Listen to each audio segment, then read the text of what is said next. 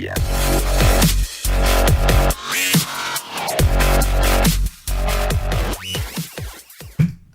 What's up, nation? Welcome to another edition of the Wise Take MLB DFS podcast. I'm your host, CK013. You can find me on Twitter at CK_013, and I am joined once again by the Triple OG of the Wise Take Nation, Patio Joe. You can find him on Twitter at Patio Joe. Ref, Joey, my man, I believe you went to the Dodger. No, you didn't go. Wait. I went last night. Last night. Okay. I was like, wait, how many days have passed now? I was like, hold on. Last night, Joey. I went Tuesday. Yeah. You know what it is? Because today we had two slates. So I looked at it like 2 days. I was like, okay, so that was like 2 slates ago. It had to be like 2 days ago. But yeah, so how was the Dodger game, Joe? Oh, it was fun. I mean, anytime you can get out away from the children for a night is fine. So that was awesome. I saw some friends I hadn't seen in a while. Yeah. Had some good seats. So, and then saw some absolute bombs. Machado's bomb yesterday was probably one of the hardest hit balls I've ever seen in Dodger Stadium. Like, we thought it was going to hit the scoreboard. So that was pretty good. And then Bellinger hit a rocket out, and so did Peterson. And then the GOAT. Literally, the first time he went up, I told my friends, I go, this guy is a player. Watch it. He's going to hit one up at Kershaw, and he just crushed one. Dude. Yeah, friend of the GOAT. Friend of the goaty GOAT. And, you know, I'm noticing, like, Kershaw, like, he is, like, turning into, like, Greg Maddux. He seems like he's, like, the modern-day Greg Maddux, or pitch to contact and stuff. But except for Greg Maddux never got hit as like, his home runs. Like, his home runs per 9 were not like Kershaw. Yeah. Like, no, I know. Kershaw's giving up at least 1 or 2 a game right now. Yeah, I mean, like, it's tough, like, to go from... And the funny thing is, when Kershaw was on, like, you know how, like, Verlander and all these guys have massive home run, like, fly ball and hard contact rates, like, even DeGrom, like, they all have, you know, they have extremely high whiff rates, extremely high K rates, but from when they do get hit, their fly ball rates and their hard contact rates are really high. But Kershaw was, like, never really like that. Like, he was a guy that was really good. Even when you did hit it, he would typically get you to hit it on the ground or something. And it's interesting to see him go. But, like, listen, the way it's going to be, he's not by any means a bad pitcher. He's not a guy you necessarily want to pick on. But at the same time, like, if he's against, like, a bad team, sure, he'll probably strike a bunch of dudes out. If he's going against a team that doesn't really strike out, he's probably not going to give you a lot of upside that day. It's just, you know, but awesome. I mean, he's still successful. That's the thing. He's just he's still to pitch good. Contact. Oh, he's still good. There's no question about it. In real baseball, he's still great. He's still phenomenal in real baseball. From a DFS perspective, he's not like an auto play anymore like he used to be. That's it. Yeah. You could say, though, that he's like their number 3 pitcher right now, though, behind Ryu and Buehler, which is kind of funny, but that's kind of the truth right now. I mean, if Ryu is one of the front runners for the Cy Young Award right now in the beginning of the year. I mean, he is just amazing. Yeah, and then Buehler is just the future. So, and Kershaw, I mean, if that's our number 3, I'll deal with that. You know what I'm saying? Like in a playoff series. Yeah. As Jacques Peterson and Cody Bellinger and all these dudes is just hit dingers all day. Sure, yeah, why not? Kershaw's my 3rd SP. Why not? Life is good for Patio Joe. That's just how it is, man. Right. West Coast, Dodger fan, bam. That's just it. But anyway, Joe, we got a nice little small slate. Looks like we have for the main slate tomorrow. We have the early. It's starting a little earlier than usual, 6:40 p.m. Eastern log, which is cool because they were able to include one game, make it a 5-game slate instead of a 4-game slate. Also happens to be a pivotal game because if you didn't have this game, this would be a really, really ugly slate. Not that it's all that attractive as is. The early slate, I will write an article for those subscribed to wisetech.com. If you get a day pass, that will include that. But we are going to talk about the main slate on this podcast. The early slate, again, I will write an article kind of covering that if you are subscribed to wisetech.com. Anyway, Joe, 5 games. Looks like Luis Castillo is the most expensive on DraftKings. I'm assuming he's the most expensive on FanDuel, right? Easily, yes. Okay. After that, there's a pretty significant drop-off. You got Quintana, and then there's an even bigger drop-off, right? Like, you got guys like Trevor Williams and Tehran and some of the other ones. So for cash games, Joey, as of right now, what do you think the move is? I mean, to me, I think we were talking about it before just by looking at just the other games around and the other prices of the players on FanDuel, the highest priced player tomorrow is Chris Bryant is at 4,400. So in days where you would normally look for maybe a little bit of a value pitcher to pay down and look up for these high priced stacks to put in, such as like Maeda tonight, such like, stuff like that, those, in the 8K range, there's not like these high price stacks tomorrow to where we're going to have to like really need to force in players in these stacks. So we'll have to move off of the pitching. So for that reason, I believe you got to look at Castillo as just a lockdown SP1 in both sides, core play tomorrow. He has the highest upside. He could throw up the 60 tomorrow. And if you don't have him, you're not going to win the slate. That's just that clear cut. I know he's going against the Cubs, which is one of the best offenses on the slate, but I'll take good pitching against good hitting, especially what the other options on the slate are. I mean, there's nobody really even that I could say like that has a realistic chance of throwing up the same amount of numbers that Castillo has the potential of tomorrow. Like nobody with even that kind of ceiling. I guess if I had to pick one other player, if I had to, gun to my head, I would pick Pineda, but that's only because he's done something of that sort in the past. And then the other guy I would look forward to, I guess, unless we want to stop right there, we can talk about SP2s later, next. So, but yeah, you can cut me off there. Castillo, SP1, core play tomorrow for sure. Yeah, no, I totally agree. I think that he's got the highest ceiling on the slate. I think last year, I don't think I would have like trusted him against the Cubs.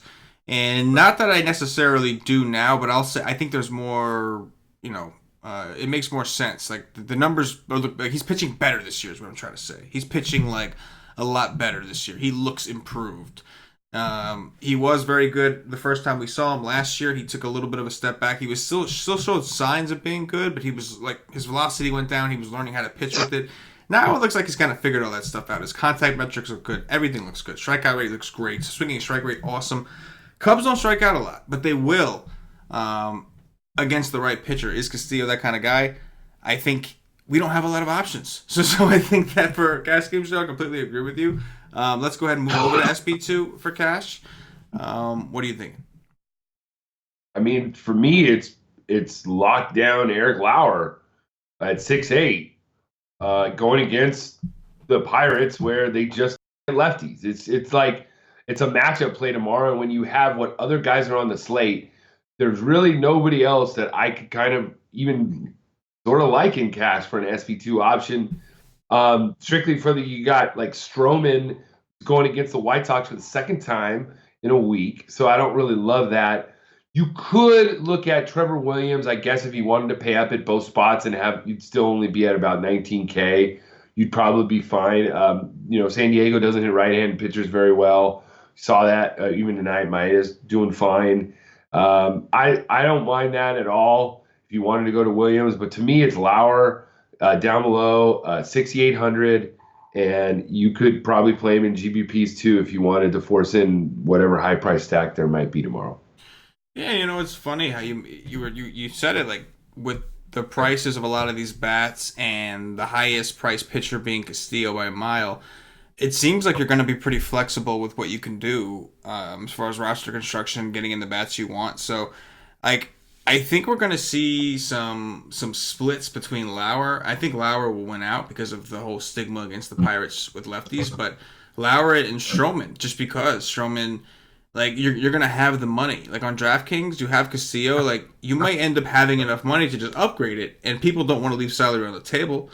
So I think that Lauer is my preference now as well, but I wouldn't be surprised if it was like Lauer and then like Stroman pretty close behind. You know what I'm saying? But I agree with you, man. I think in cash games right now on DraftKings, on FanDuel, you're doing Castillo, make that work, and on DraftKings, I think that the Lauer Castillo pairing is going to give you plenty of money, and it feels relatively safe. Let's talk tournaments, Joe. Tournament. Maeda's got 10 Ks today against the St. Padres. Yeah. So Williams tomorrow. I mean, I think then just going on to tournaments, then to me, Castillo and Williams then would be a good option, paying up at both spots. like I said, just right there, Maeda's got 10 strikeouts against the Pirates. I mean, against the Padres today. So I think Williams isn't as good as Maeda, but he is still good enough to maybe get you a QS, 6 strikeouts in 6 innings and a W, hopefully. But that would be a tournament option. No, the other tournament option I would say is Michael Pineda or Julio Teheran. We all know Teheran is lefties hit him better, but he has had some reverse splits this year. So it's something I'd want to look into a little bit more. But Pineda at 6.5 on FanDuel, he's dirt cheap also. And if he has a little bit of he has some strikeout upside. I could see maybe throwing a dart on him, but there's pretty much nobody else I'll probably have. Yeah, man. I mean, not a ton of attractive options. I think Trevor Williams is definitely in play. I mean, he's not a massive K guy himself, but we know that the Padres will certainly contribute. And the good thing, I'm going to have to double check his numbers, but I know last year, like, his thing was, like, not getting beat up. I know this year's been getting beat up a little bit more, but it looks like maybe he's starting to calm back down. I know the season started off rough for him. I agree. I think that's somebody we may want to look into tomorrow. After that, dude, I don't love really anything, man. I mean, you make a point with Pineda, and that's mainly because he's cheap at 7.3, and he's a guy that has some strikeout upside. The problem, of course, is Seattle is a team that we typically like to attack more with lefties when we're looking for strikeouts. But I will say that they have been, like, according to their hard contact rates, they have been cooling down a little bit. They're not as high as they were earlier in the season, so that could be an interesting situation. But I think that the Braves and Cardinals game is strange to me. So we have really good temperature, 78 degrees, 60% humidity projected, 6-mile-an-hour winds blowing out to left field.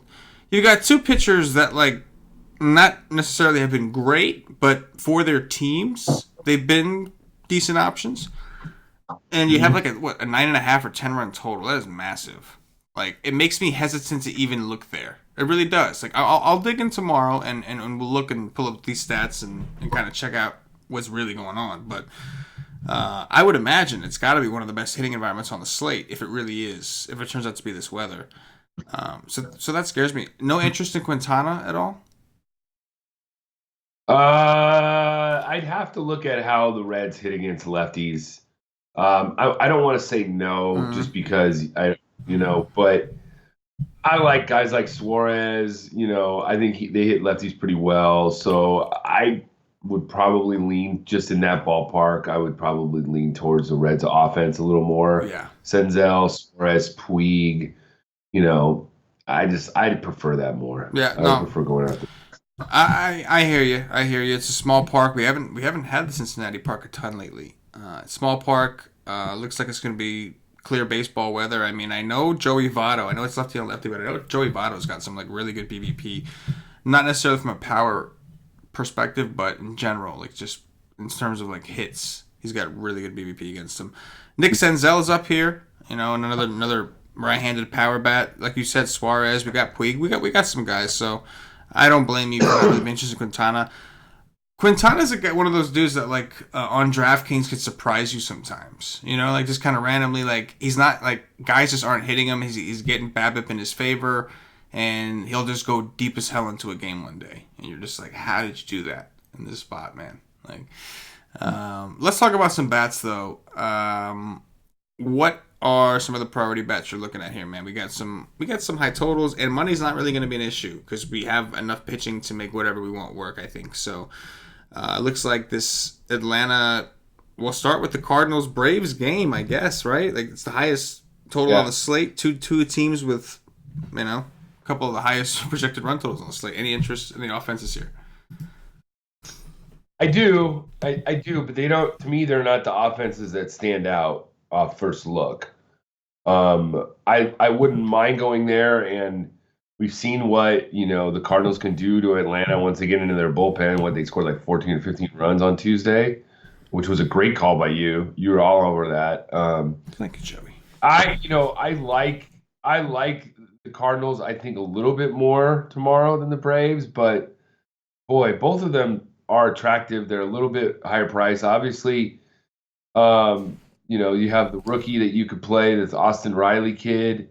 They moved Albies down in the lineup, which is kind of weird. And, Swanson up in the lineup with Acuna leading off. So they've kind of trying to mix things around. So if I see something that Wainwright, doing, and I'll honor them. But to me, the offense that stands out right away is the Blue Jays against Covey in Chicago with the wind blowing out. And they faced Covey last week in Toronto, and they chased him before he even had 5 innings. So, to me, they're the chalk stack to go in tomorrow. Vlad Guerrero will probably be the highest owned player, just going off of his 2 home run game, and now he gets a gas can in Covey again. They're just going to figure he's going to hit a home run. He's 3K. I mean, to me, I'm probably going to play him tomorrow too, just with the flow. So right off the bat, I would say the Blue Jays are my number 1 stack, and to be honest with you, my number 2 stack is the Twins tomorrow, not even the Braves or the Cardinals, because the Twins, you got this guy Swanson, who's just absolutely just been terrible and just been a gas can, been beat up, and the Twins are one of the best offenses in baseball. So, Kepler, Polanco, Cruz, Rosario, Crone is really great. Marwin Gonzalez's price is finally up there, which I don't love. And if you want to get below, Jason Castro absolutely hits bombs. So if you want a one-off, that's good too. But yeah, my top 2 teams right now are the Blue Jays and the Twins. Yeah, man, I think the Twins have been really hot. I know they're on the road. It's not a great park, but in general, they've been just swinging a really good bat, man. Polanco has been one of the hottest hitters on the planet. Nobody knows because nobody keeps playing the Twins. So I do like that call. They're also projected for 5 runs, which is tied with the Cardinals. Yeah. It's like second highest on the slate, tied with the Cardinals. So interesting to see where the ownership goes. I would imagine that these totals may push people towards the Atlanta-St. Louis game. We know that people have a tendency to kind of hop on the early games, the games they have lineups for already, games that are going to start a little bit earlier. And while I do think that this is still one of the best hitting environments on the slate, there could be merit in pivoting to some of these lower-owned teams with high run totals, like Toronto. Toronto, we'll see. Toronto may end up being pretty trendy because they are cheap. They did just smash Covey. And also, what's his name? Vlad Guerrero Jr., right? Like he double donged the other day, and I know people are very, very excited for that. So I'm with you there. Small park, winds blowing out to left. I am with you. As far as leverage, I think like the ultimate leverage stack, if you're gonna want to fade the chalk or get leverage on the field in a tournament, it's got to be the Cubs. Right? Like, because they got the upside, they got the park, they got the bad bullpen behind Castillo if they get there. Talk to me a little bit about that, Joey. Like who are some of the Cubs that you think would you even roll with if you were trying to do that in a tournament? First off, I just got a breaking news from our man, Paulie D, that Miguel Sano is going to return to the Twins tomorrow. So that might be another player we might want. Thank you for that update, Mr. D. You redeemed yourself from your text, your beautiful text this afternoon. But yeah, the Cubs tomorrow, it is the ultimate stack, especially on a small slate, thinking where will people not go. You're gonna play, if you play multi-entries, this isn't gonna be like that wild of a play, but in single entries, totally go for it, because I don't think that a lot of people will have it. And probably the guys I would look at is the regular cast of characters. For some reason they don't have Rizzo. Is he hurt? Is Rizzo hurt? Rizzo? What, in the projected lineup? He's not there. Oh, you're right. The projected lineup. Yeah. This looks something. Yeah, he's got an injury. He's day to day. He's got a back injury. I would probably say Schwarber, Contreras, Baez, Bryant, Hayward, the guys up top. If Descalso moves up, maybe not. I wouldn't mind that either. Those are the type of guys that I like. I would go for. It's not going to be that popular. You have to find a team that is going to be low owned and you're going to go against a chalk. Probably the other team that you would probably go for then is, the Pirates, right? Right, and a leverage service. Yeah, if you were looking for leverage, sure. Like Lauer's not a great lefty, so I mean, Melky Cabrera can hit lefties pretty good. Starling Marte can hit, lefties okay, Right. So I don't mind that as leverage also, to where if they get into the bullpen too, Padres bullpen isn't that good. Even like the White Sox, like they're gonna just be really low owned. They just hit Stroman. They're going to see him again. They just hit him in Toronto. Now they get an even better ballpark with winds blowing out. Not as exciting to stack those three. You're kind of looking at, like you said, like I still like the Blue Jays and the Twins, and I still like the idea of that, but just stuff to consider. Yeah, even the Mariners. Even the Mariners probably above. Yeah.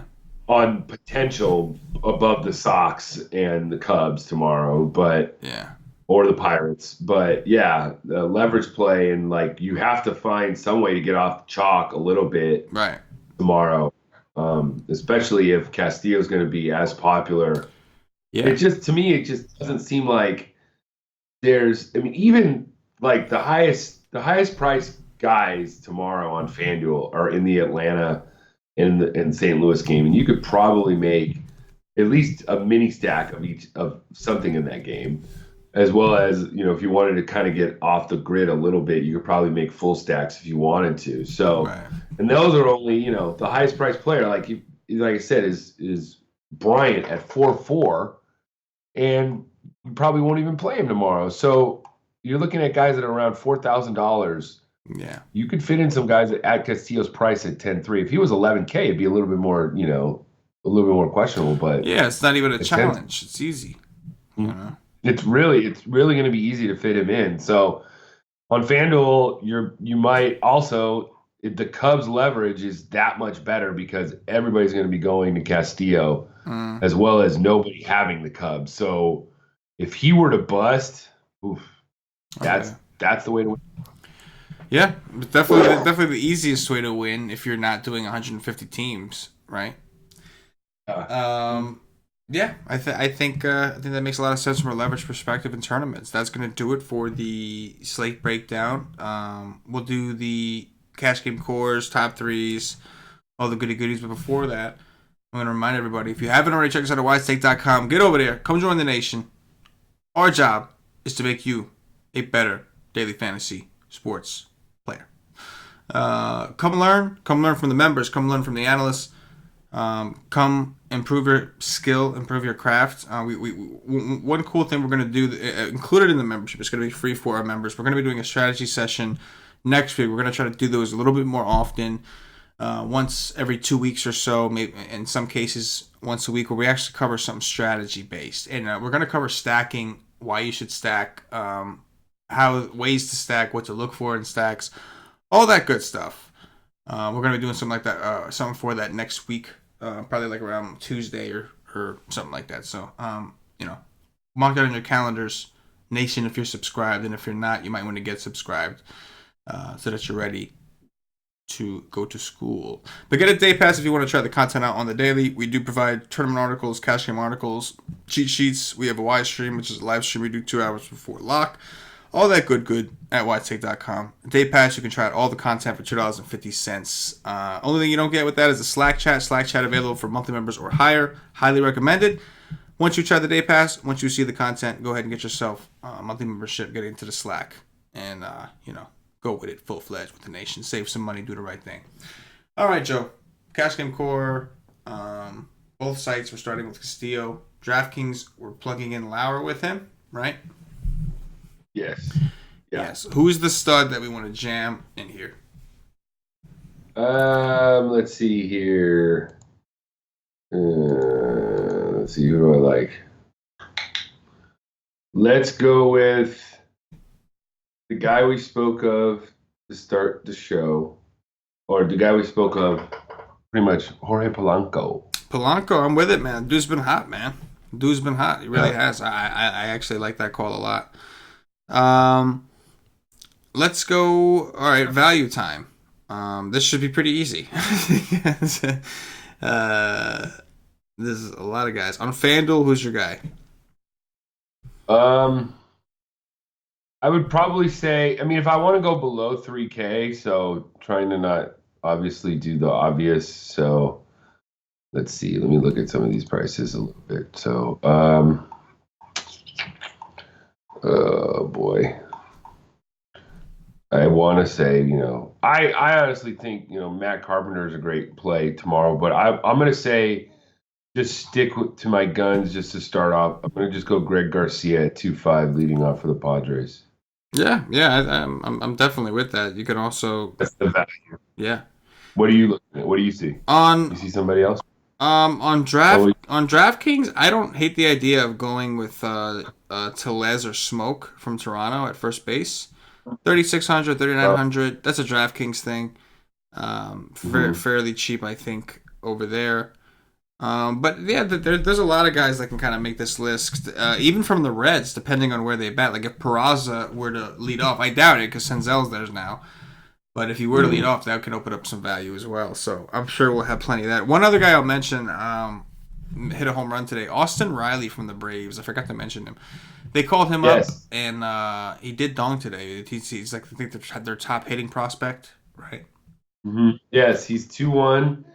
The problem is that he plays the same position. Like third base is like probably the most loaded position tomorrow. You have, Vlad Jr. You got Moncada against Stroman, who always hits. You have, Carpenter, who's 3-2, which is like dirt cheap against Tehran in that ballpark. You have Machado. So third base is probably the most loaded position tomorrow. Chris Bryant, Suárez. Do I need to go on? Yeah, third base is going to be the toughest position tomorrow. Yeah, no, totally agree with that. All right, Joey, top 3 pitchers overall. Castillo, Lauer, and Williams. I will go with Castillo, Lauer, and Stroman. Top 3 stacks. Top 3 stacks. Blue Jays, Twins, Cardinals. I will go with the Twins, the Blue Jays, and the Braves.